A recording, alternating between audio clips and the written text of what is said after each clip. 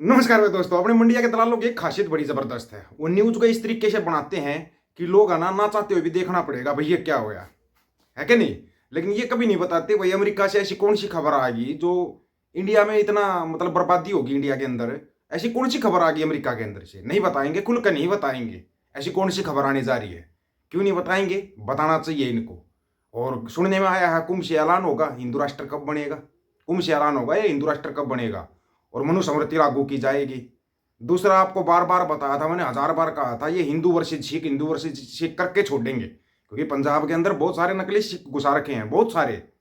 और वही सब नोटंकी शुरू हो चुकी है, वहां पे शुरू हो चुकी है। आप देख चुके हो जो भी होया था लुधियाना के अंदर, जो होया है, जो चल रहा है। ये हिंदू वर्षित सिख करेंगे, इनका खेल ही ये है, बस खेल ही है। जातियों के नाम पर, धर्मों के नाम पर लोगों को लड़ाओ। अभी दिल्ली में इलेक्शन चल रहा है, वो हिंदू मुसलमान पर चलेगा, हिंदू मुसलमान या रोहिंग्या फलान ढिमकान, इसके ऊपर।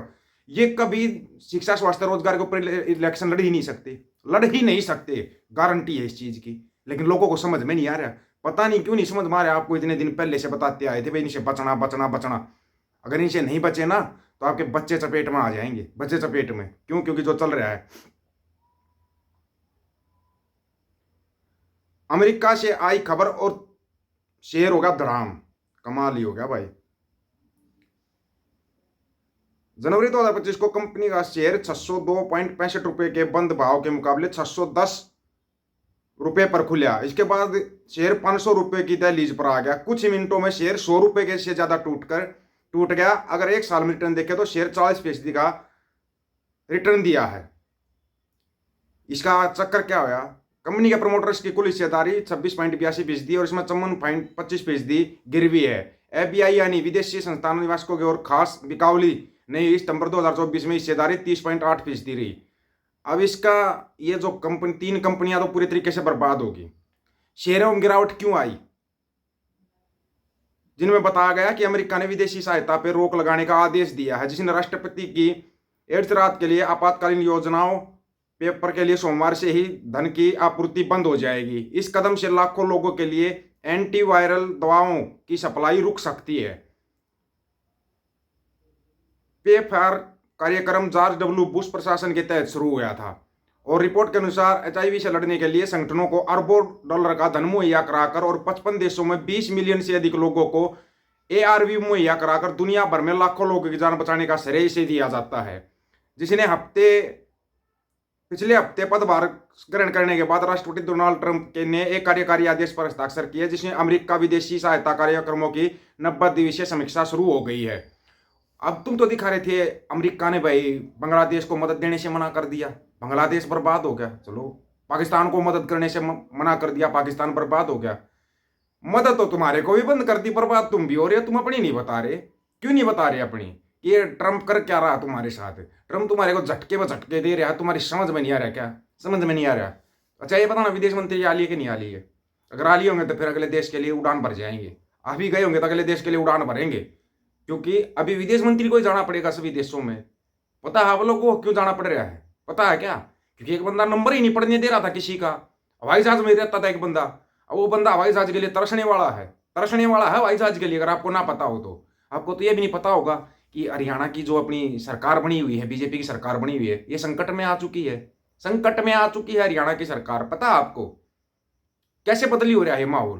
कुछ समझ रहे हो आप? वो अमेरिका खेलता है ये खेल, अमेरिका खेलता है ये खेल। और अमेरिका को अच्छी तरीके से पता है ये किस पिच के ऊपर खेल सकते हैं। इनके सारे खेलों को पकड़ के बैठा हुआ है वो, पकड़ के। बोला था ना उसने, मस्क ने बोला था ना ईवीएम हैक हो सकती है, और वो ईवीएम का विरोधी है। अगर ईवीएम से चुनाव नहीं हुए तो तुम 400 पार तो छोड़ो, तुम 40 पार भी नहीं जा पाओगे देश भर में। 40 पार भी मुश्किल हो जाएगा। आय में गिरावट आ सकती है। दरअसल पेफार के तहत ये दवाओं की सप्लाई बाहर से होती है। अगर यह कार्यक्रम बंद हो जाता है या इसका बजट कम किया जाता है तो भारतीय कंपनियों को ऑर्डर कम मिलने की संभावना है, जिससे उनकी आय पर असर पड़ेगा। भारतीय कंपनियों की आय पर असर पड़ेगा, कंपनियों की आय पर असर पड़ेगा, देश की अर्थव्यवस्था पर असर पड़ेगा। फिर दुनिया की सबसे बड़ी अर्थव्यवस्था या 10 ट्रिलियन की अर्थव्यवस्था बन जाएंगे। लगता नहीं तुम ये 4 ट्रिलियन के ऊपर भी बचे रह जाओगे। तुम इस 4 से भी डाउन ना आ जाओ कहीं।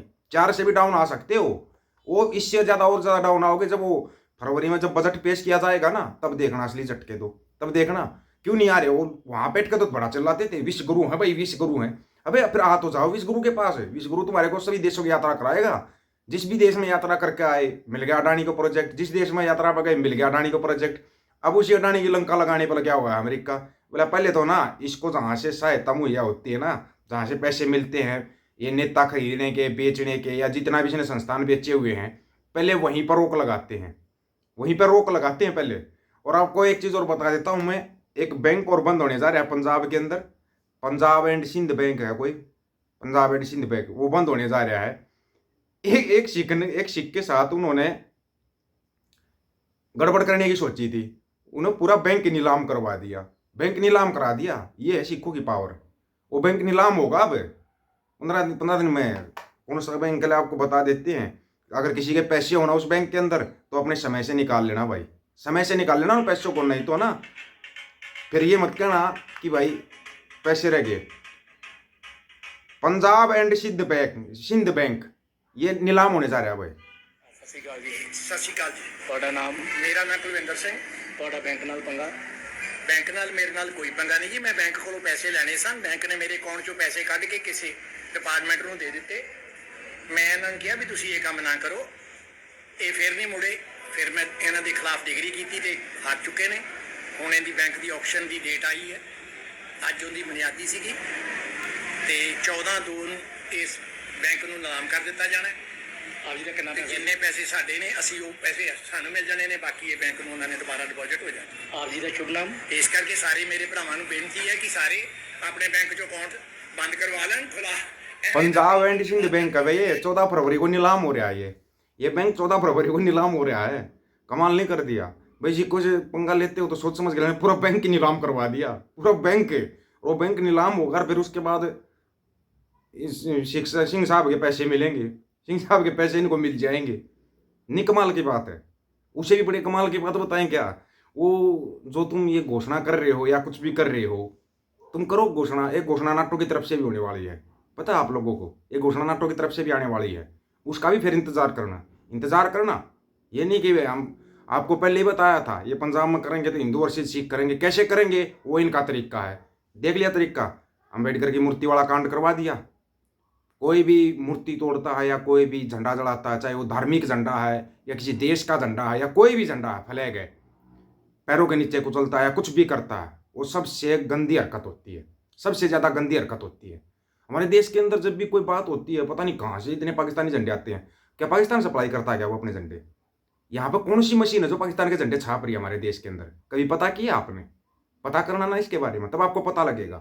और जो ये मनुस्मृति लागू करने की बात कर रहे हैं, मेरे को नहीं लगता भाई तुम और ज़्यादा समय लगाओगे वो घोषणा होने में, तुम बड़ी जल्दी करवा दोगे ये घोषणा।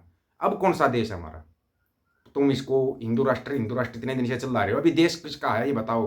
हमारे देश की सबसे बड़ी खासियत जो दुनिया के अंदर मशहूर है, अनेकता में एकता, वो मशहूर थी। सबसे पहले इन्होंने उसी को तोड़ा है, उसी को तोड़कर फिर इन्होंने अपनी चाल चली है। तो इन चालों से बच जाओ और अपने बच्चों को बचा लो। फिर बता रहा हूँ मैं, पहले बताया था जो विदेशों में बच्चे हैं मत फंसना, इन राजनीतियों के चक्कर में मत फंसना। लेकिन फंसे तो अब भुगतोगे, भुगतना आप लोगों को पड़ेगा। इनका कोई फर्क नहीं पड़ेगा, इनके बच्चे फिर भी विदेशों में रहेंगे, इन फर्क आप लोगों को पड़ेगा। आप लोगों की क्या राय है इसके बारे में? आप अपनी राय रखना, आपकी राय का इंतजार रहेगा। सभी साथियों को राम राम, नमस्कार, आदाब, सत श्री अकाल। वीडियो को ज्यादा से ज्यादा शेयर, चैनल को सब्सक्राइब और बेल आइकन को जरूर दबाना दोस्तों। ऑफिशियल दीपक फौजी यूट्यूब चैनल, बात हक और सच की करेंगे, हक सच की बात हम करेंगे। वीडियो को शेयर करने की जिम्मेवारी आप लोगों की। गज के आखो, वाहेगुरु जी का खालसा, वाहेगुरु जी की फतेह।